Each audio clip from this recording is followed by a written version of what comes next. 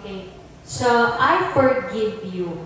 Kaya po ba natin inasabihon? Yan na, kunwari, atubang natin ang atong ginakabadlian. Ina naggigigil kayo kita sa natawa. Kaya po ba natin sabihon na, ipatawad ko na ikaw? I forgive you. Mga bata, kaya niyo ba yung nasabihon sa iyong mga ginakabadlian sa school? Dili lang sa school, sa trabaho. Di ba? May mga nakakamit baga kita minsan na mga katrabaho na wala nang ginahimo sa akin kapag nakikita natin nababadli kita ng ganali na naman ini. Bida-bida na naman ini si ano. Di ba? Kaya ko ba natin, ina, sabihin sa ato sa dili na, or nagkaigwa kitang conflict sa sulod sa simbahan. Nagkaigwa kitang conflict sa aton kapamilya. Nagkaigwa kitang conflict sa aton kaupo sa church. Sa diin pa, sa aton friends, sa aton katrato, kaya ba natin sabihon, genuinely, I forgive you? Kaya po ba natin? Di ba mahirap? So now, I will, give bagang pointers kung panuhon natin pag-forgive with the help of the Holy Spirit and with the help of Jesus. Una po, bring the pain to God first. Ihatag naton tanan ang aton kasakit sa Ginoo. Kay dili naton kaya kung kita lang, di ba po? Sabi ni Diri, before you deal with anyone else, go to God honestly. Kaya di ba pag may problema kita, sino natin ginalapitan? Ang aton tayong mga amiga, huy, aram mo gayo, wala mo gayo akong problema yan na, nag-away kami ni Kuan. Di ba? Amo an aton human reaction. Diba? Pag igo kitang conflict with other people, or igo kita sa pain na nababatsyagan, ang una natin ginahimo, minsan nagkakanto kita sa aton friends, sa aton, sino pa, aton mga kapamilya, but sabi po galibidi, before you deal with anyone else, go to God honestly. Tell Him everything you feel. Anger, sadness, betrayal, or disappointment. God wants you to come to Him with your pain, not hide it. When you start with prayer, you allow God to calm your heart and give you clarity before making any decisions. Kaya di ba po baga, pag kita ulit, pag kita masakit ang buot, nakahimo kita sa mga decisions na dili natin gusto. Di ba po? Di ba pag ulit kita, mas lalo nagalabas ang mga istorya na mga masakit. Di ba po? Pero sabi po ni Day, para dili kita makahimo sa decision na pagsisisihan natin sa orhe, kailangan gali, tananin na nafe-feel natin, ang kaurit natin, ang aton sadness, ang aton betrayal or disappointment, ihatag gali natin din sa Ginoo. And mag-pray kita kan Jesus. Minsan po dili kita nag-pray sa Ginoo kay nano, minsan naaalo kita sa Ginoo. Giresip naton basi dili bation sa Ginoo na akong mga pag-ampo. Kay nakasakit ako or ano ba, di ba amoy naan tendency naton na nag-isip kita erupsyon na. But of course, God is reminding us na dili kita mag-hide sa iya. Kaya maski magtago kita, alam sa Ginoo, kung anong ginasabi sa ating puso. Ano po? Next, pray for the strength to forgive. Kaya dili gani po madali mag-forgive. Di ba? Kaya mo lang sabihin, sabi nga ni, kaya mo magbuwa sa iba, pero dili mo kaya magbuwa sa imo sa diri. Di ba? Pwede mo sabihin, uy, forgive ko na agad ikaw. Pero pag talikod mo, naghiwi-an mo ba? Forgive you, tapos hiwi ang ba? Di ba? So, dili gihapon, genuine ang imo pagpatawad. So, pray for the strength to forgive. Forgiving someone isn't always something you feel like doing, di ba? Ang pag-forgive, minsan mahirap kay baga dili natin kaya. Dili natin kaya mag-admit sa natin sala, dili natin kaya mag-admit na nakasakit kita sa tao. It often requires strength that only God can give you. When you pray, you invite the Holy Spirit to soften your heart, guide your emotions, and help you move forward without bitterness. Kaayo na po, no? Pag nag-pray dali kita kan Jesus, nag-ask kita sa Holy Spirit, ginahumog niya na aton mga puso. Kaya matugasan naton puso Mga sabi lang kita na nag-forgive, pero matugas gihapon ang aton heart. Pero if we pray to Jesus, magnayon kitang strength kan Jesus, then tatagaan kita niya sa Holy Spirit na magapahumok sa aton puso para kung makapatawad man po kita, walang bitterness. Kaya di ba pag nag-forgive, bitter gihapon kita, iwag gihapon sa masabi, di ba may mga moment po sa life natin na sabi ka sa ipatawad ko naman nila siya. Uy, pero naman kapag nakikita ko siya kay nababadlik na naman ako. Bagang nangigigil na naman ako. Di ba? Ibig sabihin, nag-forgive ka without asking the Holy Spirit. Next, surrender the situation to God. Ibig sabihin, dako or gamay man ina na sitwasyon, i-surrender natin ina kan Jesus. Kaya di ba po, na-experience ko nga sa big church, di ba di ba may dilit kita uyo na tao, pag magsulod kita sa simbahan kay kabugat, so nagiging burden siya na mag-serve kita kan Jesus. Imbis na focus natin is si Jesus, na lilingat ang atong pag-focus, nakakatulugod sa mga tao na igo kitang kaaligot-got. Di ba? Lalo na kung ng mga tao na kabatian natin, amo ang speaker. Di ba? Bawa, budget kita sa nanatawo, tamo ang speaker. Nano ang tendency sa aton mind. Di ba una nagapasok, na-istorya naman na siya, buwa naman nila niya istorya. Pero pag baba niya, irog masalin niya ugali. Di ba, imbis na mag-focus kita sa mensahe na ginahatag sa ito na tao, ang nangyayari, nag-focus kita sa kung nano gayod siya. Di ba po?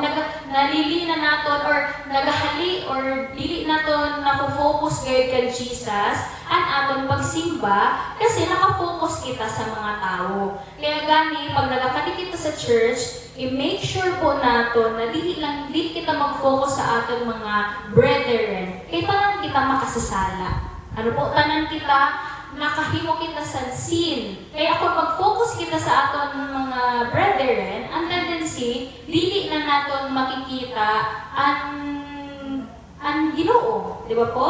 So, ibig sabihin, wala gihapon ang Holy Spirit sa aton. So, sabi po dili, after you've done your part, trust God with the rest. Let Him deal with the consequences, the justice, and the healing. Kaya di ba minsan, may mga parts sa ating buhay na gimbitray ako sa nina ako kakilala, gimbitray ako sa ni. So, di ba ang iba, hinahimo nagabalos kayo, pero kita gali na Christian and an Adventist, i-pray natin inahan Jesus. Kaghayaan na natin na ang Ginoo na maghimo sa kung ano pa niya himuon. Ano po?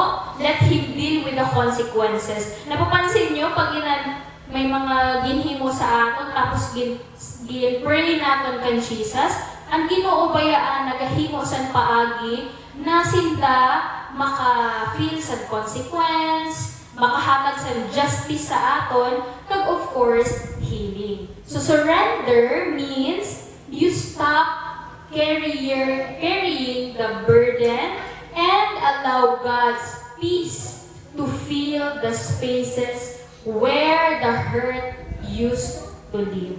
Di ba po? Kaganda? So, ang pag-surrender, dili meaning na wala ka na nag-carry sa burden. It means, gin-allow mo na ang Ginoo, ang magpuyo sa na spaces kung hain nag-istar ang sakit. Di ba po? Kaya dili natin kaya mag-forgive sa ating kapwa. Diba? Sabi ko nga forgiveness, kami ng pinaka-mahirap ihatag. Ang love, kaya lang kaya mo lang ma-in-love. Makita ka lang na maganda, pag-in-love ka na. Kita ka lang gwapo, in-love ka na. Makita ka lang sa na sexy, uy, ka-in-love na sexy. Mahirap siya na. Pero ang pag-forgive, mahirap siya ihatag. Dili mo siya kaya ihatag sa genuine gayud na paghatag. So, pag-surrender daw po, dili man meaning na wala ka na nag-carry sa burden. Pero, ibig sabihin, ginhatagan mo ang Ginoo sa place sa imo heart na siya ang magbulong sa to na bitterness or sa to na hurt na ada sa imo. Di ba po? So, dili naton hayaan na kita lang ang mag-carry sa burden. Di ba? Hayaan nato na buligan kita ni Jesus. Next, choose forgiveness even if you don't feel it yet. So, magpili daw kita sa pag-forgive. Though minsan, hindi natin feel. Kaya di ba, masabi natin mga brethren sa church, uy, i-forgive na ina siya. Uy, kaya bagan, ibahan ba yan na nagasunod kita sa simbahan, tapos hindi ka mo okay? Di ba? May na? Nagasabi ba natin brethren? Tapos na natin isipon, ay, wala pa ako sa mood mag-forgive. Bigyan nabadli pa ako. Nabadli pa ako magkita sa niya pamayhon. Di ba? Nagyari kita sa na. Pero sabi nga ni Didi, choose forgiveness even if you don't feel it yet. Maski feel mo na dili mo pa feel mag-forgive, i-pray God sa Ginoo, iluhod. Di ba? Itangis mo God sa Ginoo. Kay minsan po no, ang inipon igwa po kita sa kaaligot-got sa atong brethren, burden din siya. Ano siya sa atong heart? Bukat. Di ba po yun, may iwakitan ka lagot sa katrabaho, sa friends, sa kapamilya, sa sulod sa church, mabugat siya sa dughan. Inanbagan, imbis na gusto mo sa malipayon, tapos mabugatan mo dughan, kaya di ka mo okay. Di ba po, burden na siya. Ibig sabihin, dili siya, lang na ko nagkakalikita sa church, dili ko happy ang Ginoo sana. Naiko kita sa burden na kinabitbit. Tapos, nag-pray kita sa Ginoo. Nag-pray lang kita, pero may mga ipapagalit kita sa hurt na alis sa atong dughan. Aram ina sa Ginoo. Next. Forgiveness is a decision, not an emotion. So, pag-forgive po, dili na siya sabi sa atong emotion lang. Ang pag-forgive, decision po ina siya. You may still feel hurt, but choosing to forgive is like planting a seed. The feelings of peace will grow over time. So, di ba, pares manina sa nagatanom. Kung nagtanom ka na imo tuyo is ang mag-forgive, nagatubo po ina siya. Di ba po? So, kung tanong mo natin sa atin sa diri na mag-learn kita to forgive other people, then, biligan ina sa Ginoo kag magatubo ina. Kag sabi nga ni po, if igwa kita sa character na same kay Jesus, kung gina-claim God naton, nakita ng mga Adventist, kailangan naton mag-igo kita ang relasyon sa Ginoo, mag-igo kita sa character like Christ, dapat makita man po sa aton mga puso na mag-forgive man kita. Ano po? And God honors the decision and helps you heal as you walk in obedience. Next is, ask God to heal your memory, not erase it. So, i-ask daw natin si Jesus na i-heal ang aton memory. Hindi siya pag-i-erase. Kasi syempre, part naman inang pain sa aton. So, forgiveness po doesn't mean forgetting. So, ang pag-forgive, dili siya mean na nakalimot ka. It means na remember mo ang ginhimo, pero wala nang sakit. Di ba po? Pray that God turns the memory into wisdom, dili bitterness. Di ba po? So, pray nato na magabot sa time na pag makita nato ni na tao, do ma-remember nato na ini nagsakit ini sa abot sa akon, pero dili na kita bitter. Kag di nato na-remember ang pain. Next, remind yourself that forgiveness is obedience to God. Dumdumon gad po nato ini. Na ang forgiveness, pagsunod sa Ginoo. So kung dili po kita mag-forgive, di ba?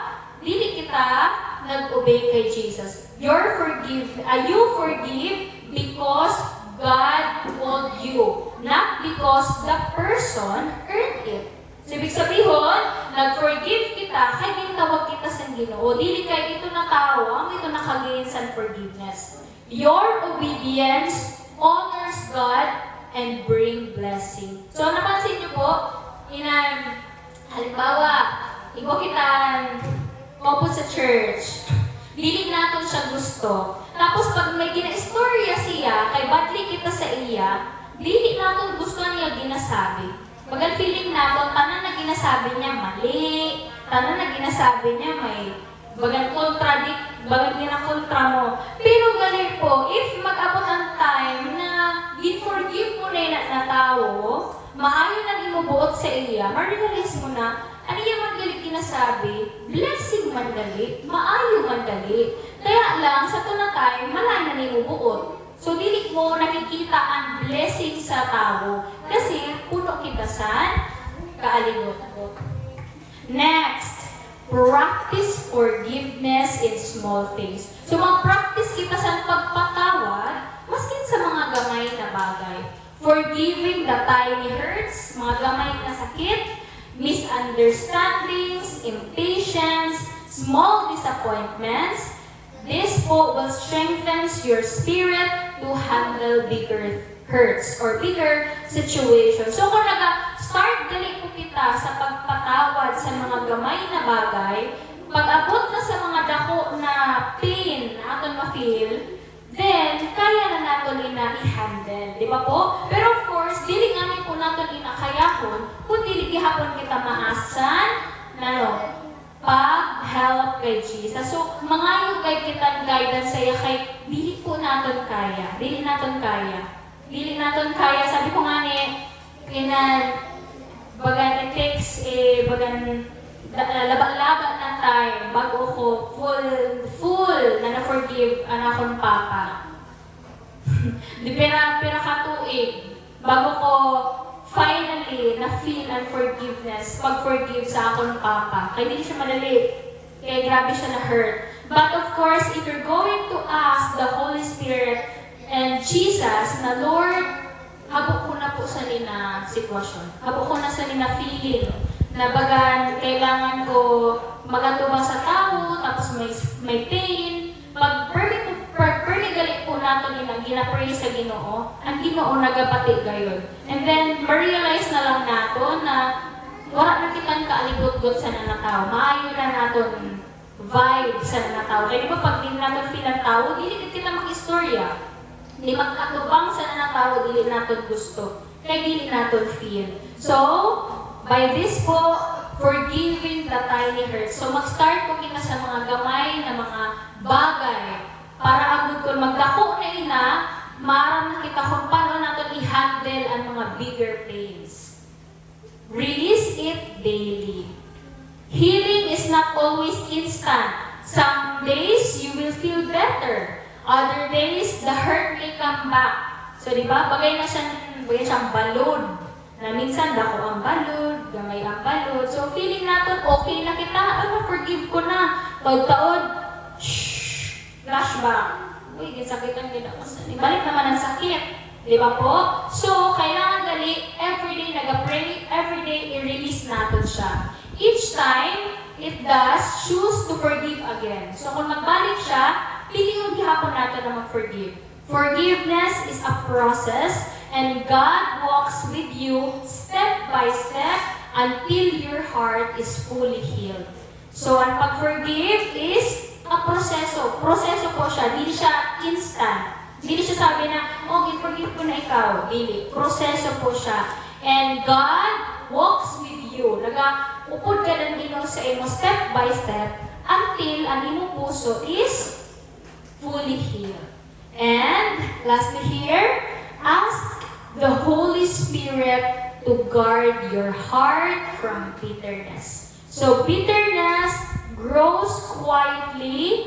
Pray daily for God to cleanse your heart so resentment can take root. So, ang bitterness po, ang kaaligot-got, nagatubo man ina siya. So, dili natin hayaan na inang nakaaligot-got magtubo sa aton. Kaya, di ba po halimbawa, dugay-dugay na may conflict sa natao, pero nakatuig, nagurang ka na lang. Ibig sabihin, nagtubo ina na bitterness sa imo.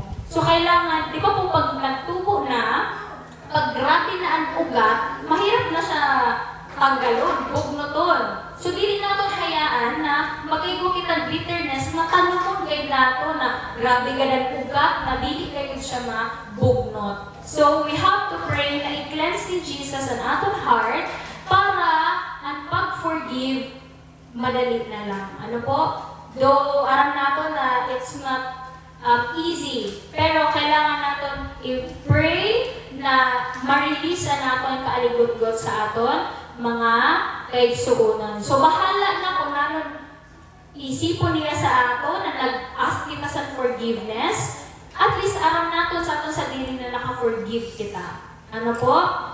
Okay. And let go of the desire for revenge. So, ayaw ka mo pagbalos.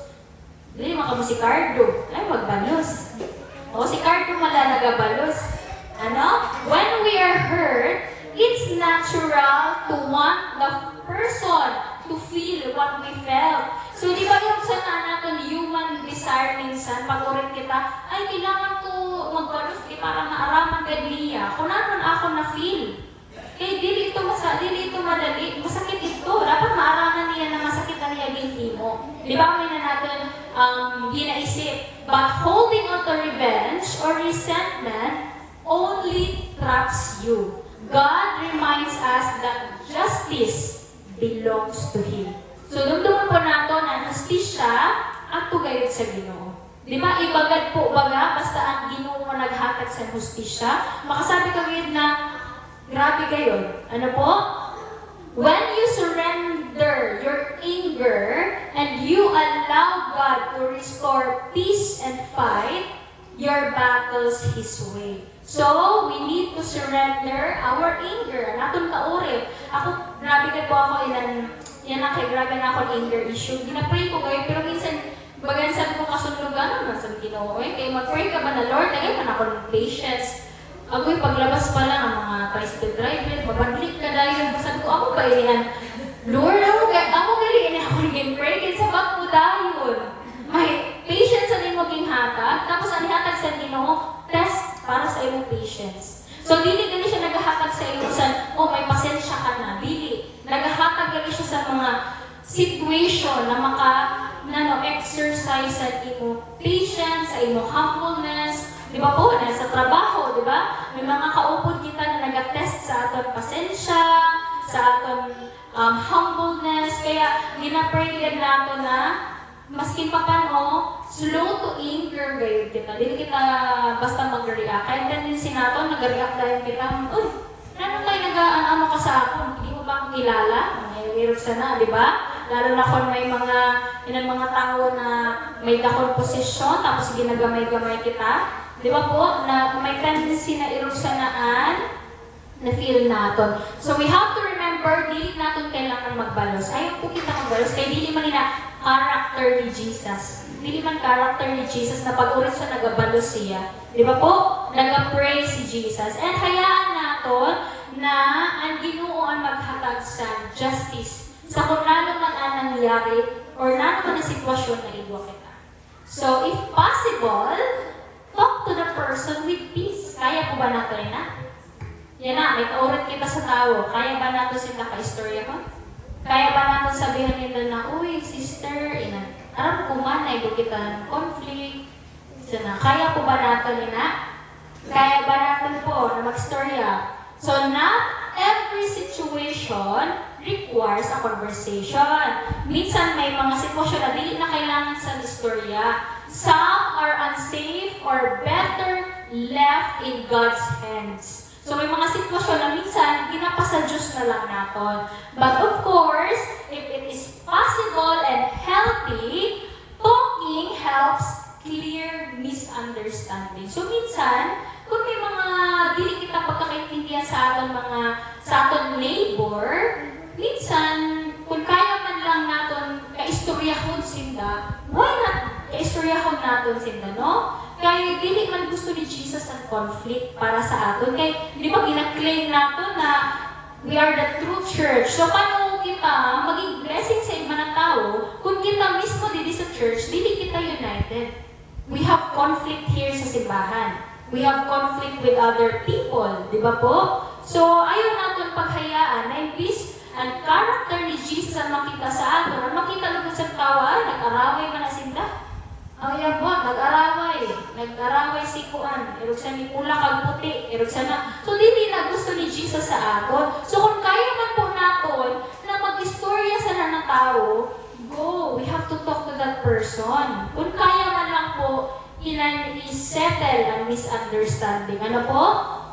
And approaching them with peace, dili kaurit. Reflects God's love and maturity. So, di na po, i-approach natin sila with peace. Ayaw po sa nila, mag-approach kita sa, uy, ginapatawag ko ikaw, kay paano ikaw, kuan ka? Di ba? May mga ilo kita sana, may mga pahapyaw, ginapatawag ko na ikaw, pero kay kabaranglit mo gayong sadto. Pero dili gali po ilo sana. Kung gusto natin na magpatawad, dili na natin ibalik pa ko ng sala sa natin mga ano, pagpatawad lang. I forgive you and I hope na i-forgive mo man ako. Iron po sana. Hindi na natin kailangan.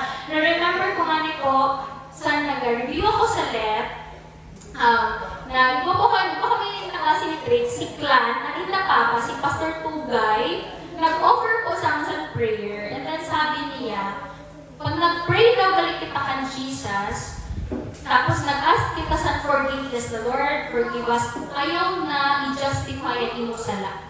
Yan, di ba pag nag-pray kita, Lord, forgive me man po kayo sa niya. Kaya paano, ito pa no siya, kaya gin-trigger niya ako, kaya ako naurit. Dapat dili po galiro siya na. Kung gusto natin mag-ask kita forgiveness kay Jesus, dili na kita mag-sugarcoat sa mga ipipray natin. Directly ask forgiveness dahil sa Ginoo. Kaya minsan ang tendency natin, gina-justify natin ang sin or ang pain na sa atin. Bawa, Lord, forgive me kay Roxanne, wala ko nakasimba kay Pan. O Lord, wala ko nakasimba kay Malayan, gano'n na akong pamatsyag, or kay may importante ako naging lakat. So, anong nangyari? Nagangayo ka sa forgiveness na sa Ginoo, pero gina-justify mo gihapon ang imo ginimo. So, dapat dili po gali Roxana. We have to directly ask forgiveness sa Ginoo. Kay aram nato na ito, nakahimugad kitang sala sa Ginoo. Ano po?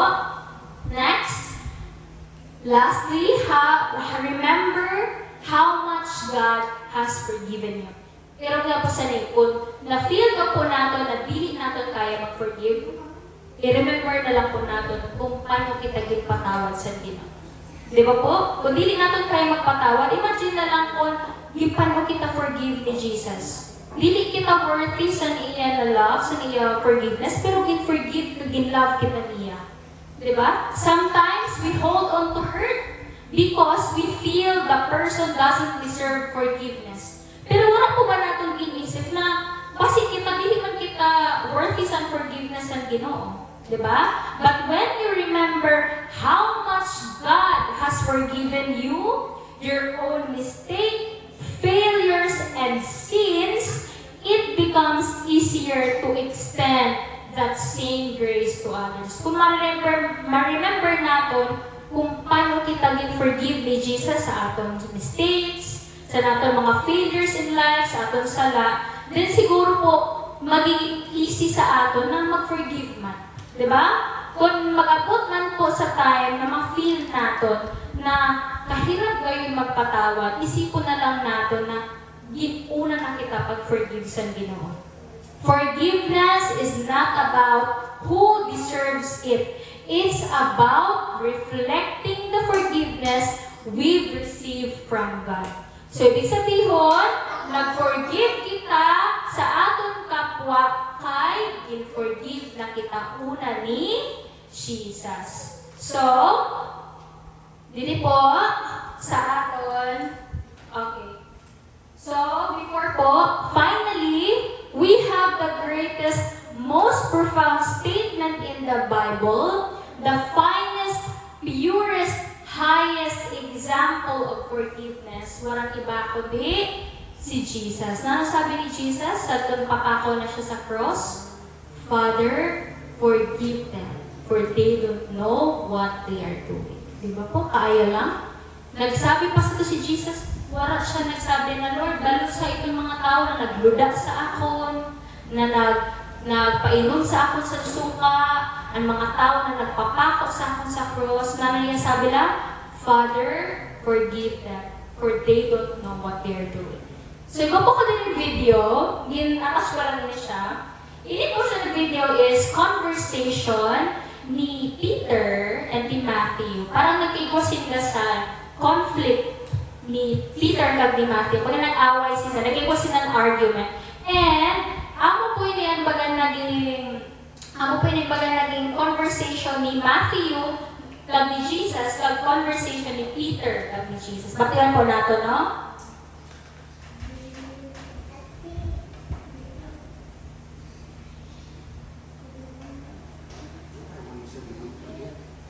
Bati ko ba?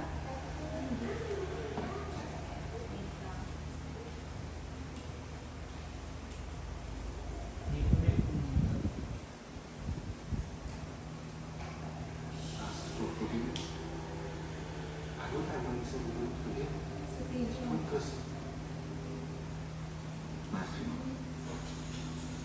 you don't apologize to be forgiven. You apologize to repent. Forgiveness is a gift given from the other person. I'm sorry. Forgiveness is a gift that we can give. Or not give.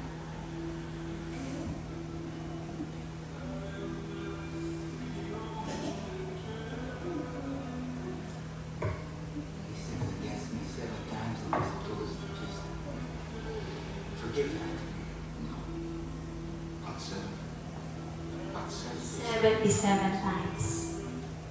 Okay.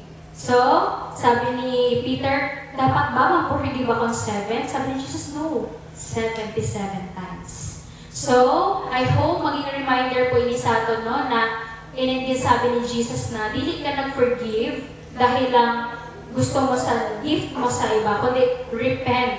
Di ba po? So we have to remember, even nga yung mga disciples, nagigwasin ng argument, nagigwasin na sa conflict. Pero, remind na sila ni Jesus na kailangan natin mag-forgive.